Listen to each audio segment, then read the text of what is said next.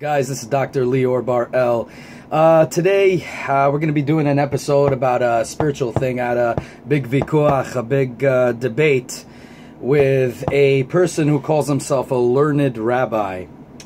And apparently he's preaching a lot of nonsense and BS to his followers.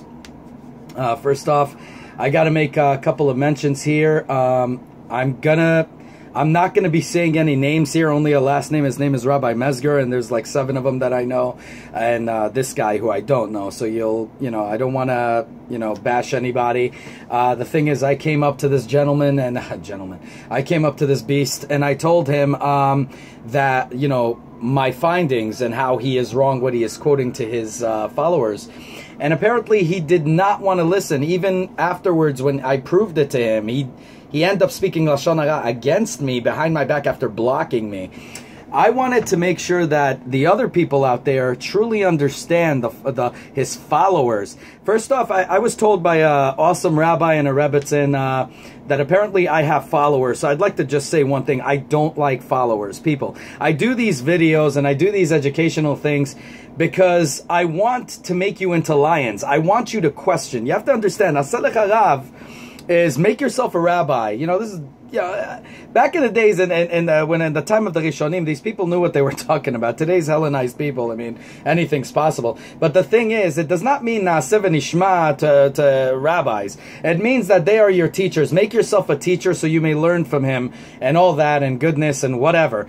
But that doesn't mean you have to be a lazy idiot who sits there and takes orders and nobody tells you why or anything like that.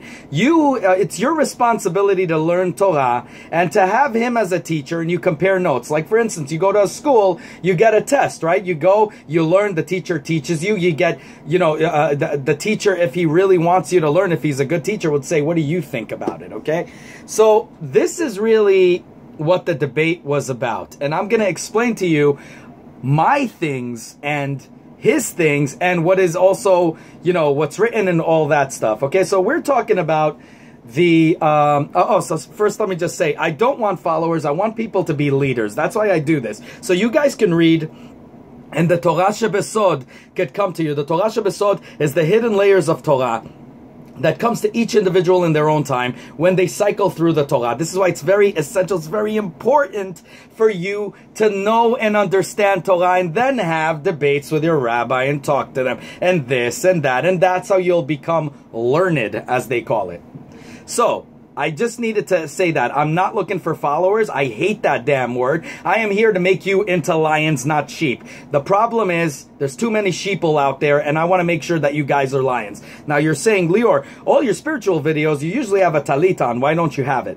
Well, very simple. The talit is a muzzle. I mean, we saw how good that works on me. Sort of. But the thing is now, I do not want a muzzle because I am really ticked off. Okay? And I am really, and I mean extremely right now, ticked off. And the thing is, I just want to say this just to end it. When I walk behind you, it's only so I can look after you. If I walk in front of you, it's so I can protect you. But my side with you is to walk side by side with you because I like us to walk together. I'm not looking to lead. I am not a leader. I don't care about a leadership. My leader is HAKADOSH Baruch Hu El HAKADOSH. This is your leader, people. You don't need any damn leaders. You need teachers. You need people who guide you maybe. But I want you to be the lions, and this is why I'm doing this video. And now the vikuach, the argument that we had, was about Abraham and the angels, okay? So the angels that came to visit him, right? The Nar, as it says over there, because he didn't know, all that stuff. So anyways, he was telling me that he cooked a calf in the butter and milk, okay? The chalav ve'chemah. First off, there is no mention about that anywhere. And he was giving this off to his followers, and these followers were all saying, oh, so how come we can't do that? How come we can? Oh, it's before the Torah, so this is what it is. First off, Avraham Avinu, you need to understand, it was not mandatory for him to keep the Torah. He knew the Torah. It was not mandatory for him to keep the Torah, but he did. He kept the Torah. And now there's no waiting 7 hours like I wait today, or 6 hours, or whatever the heck. Some people, even in other countries, 3 hours. The only prohibition was, do not cook a calf in his mother's milk. Okay? Avraham Avinu knew that. So he did not cook He did not cook a calf in butter and milk. And Christians write that in their New Testament, and that just shows you how Hellenized our people are. During the pogroms, the persecution all over the world, the Holocaust, every little thing that we had, the Far'ud in Iraq, all of these, the Babylonian exiles, these from 1492, the exile from Spain. Our people are so damn Hellenized that they don't even know how to read. They no longer think for themselves. And the followers just do because, hey, you know, why learn? Just do what your rabbi says. Now, Seven Ishma is not to God, it's to your rabbi. I love these people. Anyways, so let's read.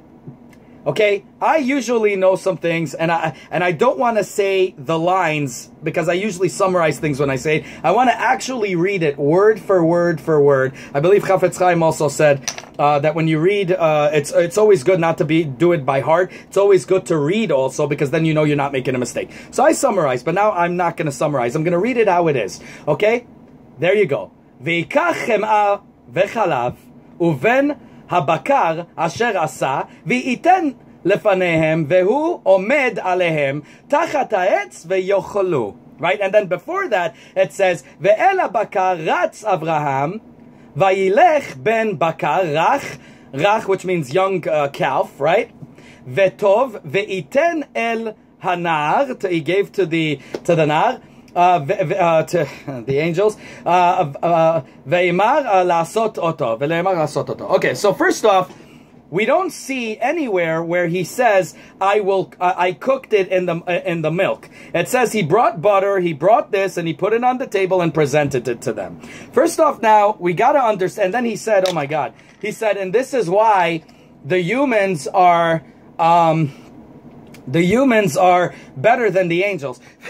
I love it how people don't understand. See, let me explain to you guys something. I'm clairvoyant, okay? And what I'm telling you right now, I don't want you to take as fact. I want you to take as assumption, because if I cannot prove it in the Torah, what's written, I'm not like that man. I don't do things, or like many of them. I do not give you assumption and raise it as a fact. But what I'm going to tell you, what some people call spiritual guide, but ever since I was a kid, I have a spirit that's always been with me. Okay, and that's my boy Eli. No, it's it's Eli. Okay, Eli. I have an uncle named Eli. Don't Eli. I have all the a lot of Elis in my family and a lot of things. But his name is Eli, and he always he helped me understand myself when I was growing up, and I didn't know what the hell I was doing, and I was lost, and I was seeing things and hearing things and all this kind of crap. And Eli explained a lot of things to me when I was growing up, and even now, and even this, and even that.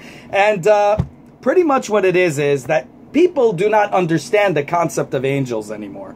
Okay, they think that they understand what angels are. They think they are independent mind. They can do whatever the hell they want. They have wings like the Christians believe, or whoever believes, even some Jews believe. They do this, they do that. Guys, first off, it's very important that my brothers, the angels, they are an extension of the Lord's powers. Okay, for example, if El HAKADOSH wants to cure someone, Raphael, Refu'ah, the healer of God, comes and he heals. You understand? They are the extension of the Lord's power. So I want to just make sure that people get this very clear.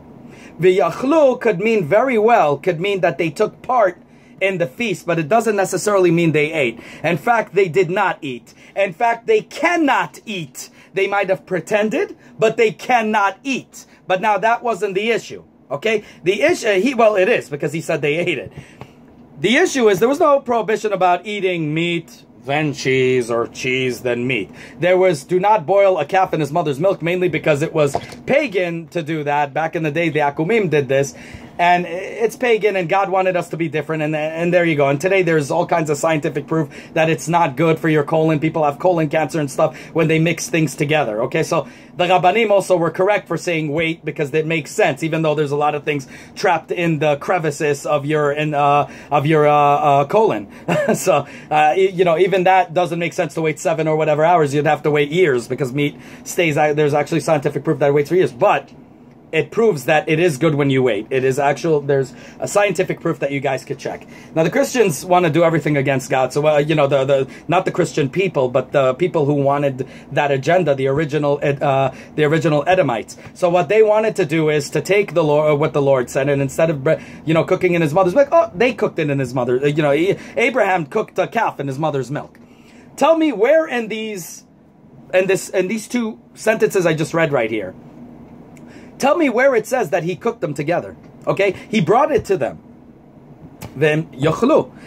I mean, they took part. They didn't eat, I'm telling you. But since I cannot prove it to you with pasukim and stuff like that, I'm going to say that's my assumption. Now, this man had his assumption, but again, I am not giving you my assumption as fact. So I'm showing you what it says here. Nowhere in there does it say that he cooked it in milk. Okay, nowhere. There's absolutely no place. And the angels, like I said, they are an extension of the Lord's hands. Okay, we are sort of as well, but the angels are like that. And there's no superiority in hierarchy and all that nonsense. There's nothing about that. God cherished his creation, humanity, but that doesn't mean he spit on the angels. The angels they're a part of him. You guys, I don't think you understand because you're filling your head with nonsense. Okay, there's all kinds of different types of angels, as the Christians call archangels. But the thing is, the angels are a part of God. So when they talk, it is the extension. So if they talk, it's God talking through them. Okay, God sends his voice and it turns into an angel and it becomes an angel and it walks. That's the way you got to look at it. It's not exactly like that, but that's how you guys got to look at it. Our brothers, the angels, that's what it is. They're not independent. You understand? They're not independent. Now, I know a lot of, you know, like I told you, when you do deeds, I said a particle comes out of you that represents you in the courts. If you do sins, a different particle comes out of you that goes against you in the courts. They're not angels, even though some people call them angels. They're not. They're like lawyers and prosecutors. That's the way I call it. But the thing is, you guys got to understand what an angel means. Angels cannot eat. Doesn't matter if they take human form. Again, it is like God ate meat and cheese together, and then he said, do not eat meat and cheese. God did not eat. You know, these angels did not eat. And you guys could call it whatever you want. You guys could claim you know angels better than me. You don't. I'm letting you know. But since, again, I'm telling you right now what is actually written. He did not cook meat and cheese together. And I'm not going to go into the part where they didn't eat. I'm just going to say that's my, call it assumption. It's my fact. I'm telling you this as a fact, but I want you to take it as assumption unless it could be proven in Torah. So I'm telling you right now that there is no word that says that he cooked the calf in milk and butter. Okay? So please, guys, do not listen to this Rabbi Mezger. There's a lot of Rabbi Mezgers that are good, so I'm just saying it. Do not listen to this rabbi, and you guys know exactly what I'm talking about. And I told you I was going to do a video, and you guys actually asked me if I could do one. And I'm sorry I didn't put on my talit because I cannot put a muzzle on when people are that damn stupid. And I'm sorry to say this, but his followers are a bunch of idiots too, and I'm sorry I'm talking to you guys. But yeah, you are a bunch of idiots because first off, you take this man's word. I understand but that's just make yourself a teacher. That doesn't mean you don't study Torah. It's your obligation. It is your responsibility to study it. Then you talk with him. Okay? I know a lot of you guys fear, especially those who want to convert, you got to bend to your rabbi's will because they're idiots and that they're idolaters and they come between you, your relationship with God. But there's a lot of good rabbis out there that do not have the respect. And this is why I'm trying to tell you to see what is a fake rabbi. Today, smichot are given to just about anybody. It doesn't mean crap. I could wipe my butt with the smichot. Again, thank God I'm not wearing my talit. I could wipe my butt with their smichot. You get it either in politics, you get it because your parents are there. Very small of them actually deserve it. Very little of them. And those little ones that actually deserve it, I feel bad because they're being bombarded by the Erev Ravs. Their words are not, and I hear it, and I have such good rabbis that I know, including one that is has an amazing wife who told me, Lior, sometimes you got to do a little bit good than not do good at all. And it's part of the game. You got to play the game. But the thing is, I can't. And you know what? Maybe that's what I'm doing here. Maybe I am the voice A lot of you converts said that I'm the voice because they can't speak, so I'm speaking out. And maybe I'm the voice for a lot of them too, because a lot of them said they agree with me, and there's certain things they can't say, and I'm saying it for them. So maybe that's where my thing is here. But I'm not doing this for followers. And please, guys, those who follow me, apparently I have a lot of followers because every rabbi is telling me this. I don't want followers. I want leaders. I am walking beside you. I want to pack a lion. I want to be a lion. You guys be a lion. We walk together, guys. We have HAKADOSH Baruch Hu El HaKadosh. Do we need anybody else? The rabbanim that are good, you take them, you make out of them your teacher, you let them teach you, but you go home, study the Torah. Take a friend. Take anyone who's secular. What a mitzvah you could do. Take it, put your hand around him, and let's do it together. Come on, all of us. Let's all do it together. Okay? And imagine how many of the 90% that the rabbinical morons over there, because they're filled with Erev Rav, SADOMITE, slime, children of Cain, that are purposely aiming to destroy our people. That's why we have over 90% decline. We don't need that. We need to do this, okay? You can't sit on it and they justify it. Sit on your hands, wait for Mashiach. Guys, no. Don't sit on your hands. Take your damn hands out. Stop plugging it up your wazoo. Take that hand, take another fellow Israelite, and teach them Torah. Take a person from another nation and be the light to all nations, okay? Take it and do what HAKADOSH Baruch Hu El HaKadosh said, which the Erev Ravs are telling you not to do. Proselytize, proselytize, proselytize. As you are the children of Adam. Bnei Adam does not mean human. Bnei Adam means you continuing what Adam did. And Israel was Yaakov, but he's called Israel. We have to do as Israel did, which is glorify the Lord's name so it may be spoken upon the lips of every nation out there. Okay? So what do? You study with them. You bring them. And you have your own little Shulchan Aruch. You talk about it. You debate. Then you talk with your rabbi. Then you have a discussion like your teachers, the good teachers always used to tell me in college. Read it on your own and then we'll have a discussion in class. That's how you learn. That's how you have kavanah to your emunah. Emunah bli kavanah, it's pasul. It's not, you know, it's canceled. You need to have a reason why, and you cannot have a Torah shebesod. It will not come to you. That's what these Erev Rav slime balls want. They don't want you to think for yourself. They don't want you to have an idea. You need, the rabbanim that are good will tell you, read it yourself, damn it. Read it. Okay? Read it, followers. Stop being idiots and be leaders. Okay? So all the followers of that moron, okay, he, according to what a lot of them told me, after he blocked me, he started talking crap, even though I beat him and everything. I completely buried him alive 20 feet under and possibly more. I told him exactly what it is, and I told him to show me, and he couldn't show me, so he kept making up bullcrap excuses. Okay, and sadly, he doesn't understand that when you take on the position of a rabbi, okay, and you give a person, let's say you teach him how to do Kiddush. Even after you die, look at my long-term mitzvot video that I have. Even after he dies, he would have mitzvot.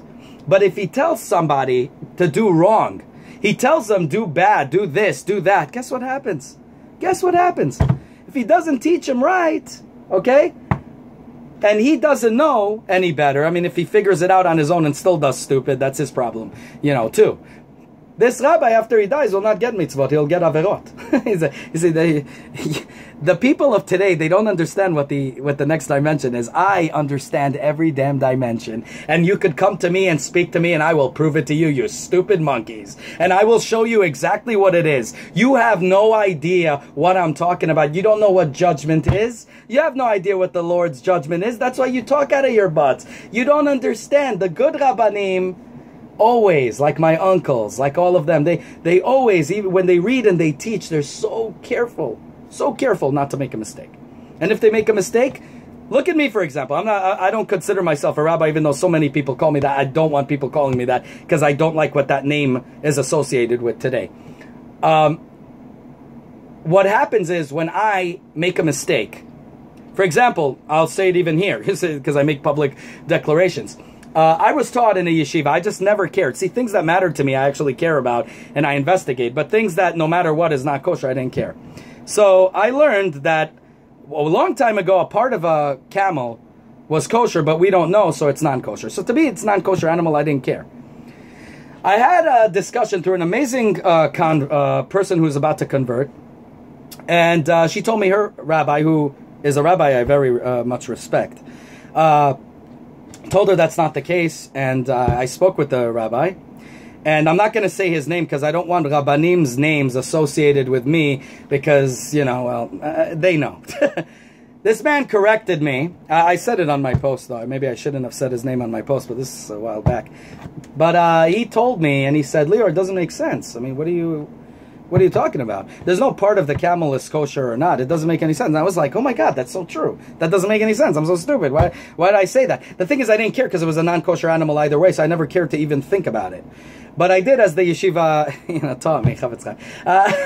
But the thing is, that's the thing, you know, it's also proof that rabbis, that there's rabbanim out there that are bad and horrible and will beat some horrible things into you, and then you'll have good rabbanim like this gentleman here. And he taught me, and I made a public apology in front of everybody and said, even though I didn't tell anybody this, I said, if I told anybody this, if I said it, I want you guys to know that that is not true. I was stupid, I was this, I was that, and this man is the one who corrected me, and he told me the right way, and he did this. What does that mean? That means I fear the judgment. Well, it's not really about the judgment. I fear disappointing my father, El HaKadosh. The thing is, not that I fear punishments, because I will punish myself, believe me. The thing is, El HaKadosh to me is a father. The Father of Father, the Kings of Kings. To me, he is everything. Okay? I don't pray for forgiveness, any of that. Believe me, the hell I put myself through, I'm very hard on myself. That's why I'm hard on all of you guys as well, because I want you guys to understand fully what's going on here, what the Erev Ravs have done. Okay? Always, God is, El HaKadosh is a father to you. And I understand that, not to disappoint our Father, because our Father gave us everything. Whether we're going through tribulations, whether you're going through that, it's all, you know, Beyad Hashem, as they say. I don't like saying the word Hashem. I'm probably going to do a video about that nonsense as well. I don't call it the name. God said to glorify his name. I'm glorifying it. If I cannot say the name, you know, what I'm going to do is call him El HaKadosh, call him Kadosh Baruch Hu, say even God for generator, organizer, destroyer. You know, I can say these things, but that's what I want you guys to understand. I want you guys to fully understand how important it is, because of retards like that guy, like that idiot who's speaking Lashon Hara right now and is getting his followers to do the same. I want you guys to read Torah for yourselves. And when you read it for yourselves, you will see the Christian doctrine, what I call the New Testament, did the Old Testament to introduce the New Testament. So they faked it and wrote that nonsense. And you'll see even in the King James Version, they talk about it, but it doesn't make sense.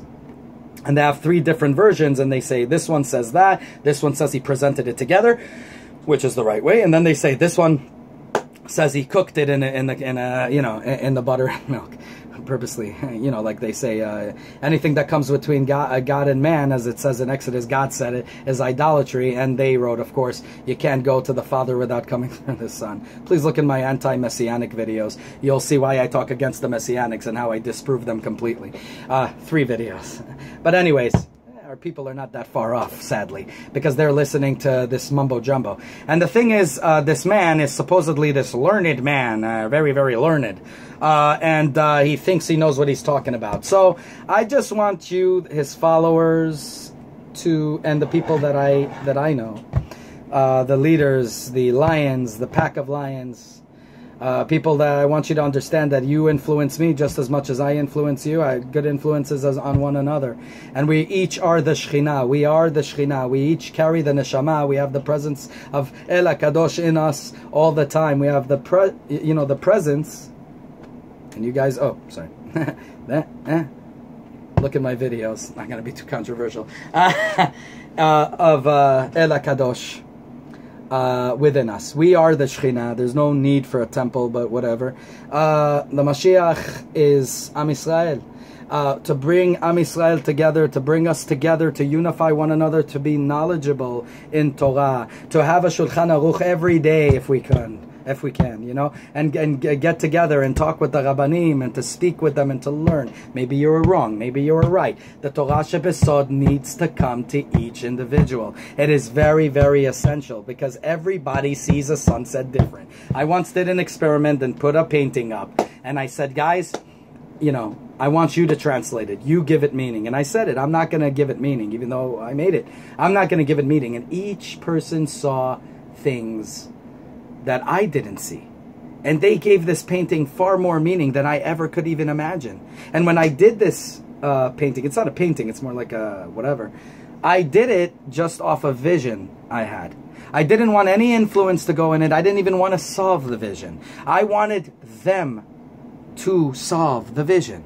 Okay? I wanted the people to do it. And you'd be amazed what kind of information we got. We got so much information that when you added it all together, there was no wrong or right answer. Some of them were a little bit off, and then the others would talk about it, and they'd say, it's off, you know, we made a mistake. And then they would say, yeah, I see it this way.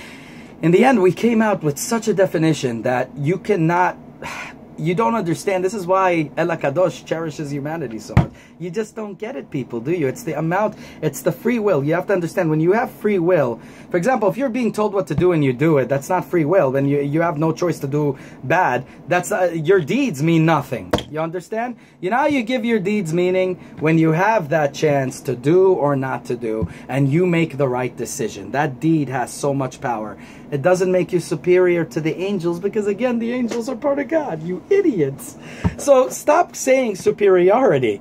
Okay, we're all part of HAKADOSH Baruch Hu. But there's no superiority because they're a direct connection. They're like, think of them as a ruach, an energy that can be and manifest into people, into lions, into tigers. I even explained that even sometimes they are out here, you know, acting like they're homeless people and waiting for you to do a right deed or not, and then they just disappear. Sometimes they do a sort of a dibuk on a person and kind of go with them and stand over them and see and test.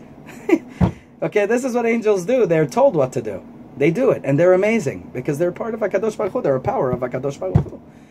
God, you know, wants to give refuah to a person. Raphael comes. That's it. See, before a lot of people said they didn't have names and stuff like that. They don't have names. The names are the power.